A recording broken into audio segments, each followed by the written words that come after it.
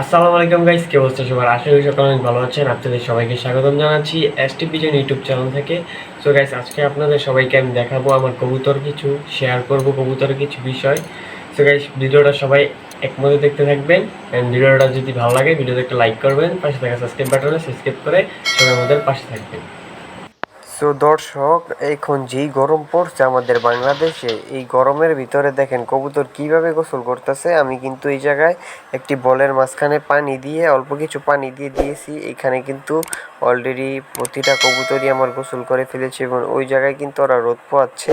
এখানে কিন্তু ওদের বেবি আছে, নিউ বেবি। এখানে কিন্তু ওরা রেখে আনন্দময় ফুনে অনুভব করছে ওরা গোসল করে। দুনো জোড়াই কিন্তু নিউ বেবি রেখে ওদিকে ওরা গোসল করতেছে এই গরমে।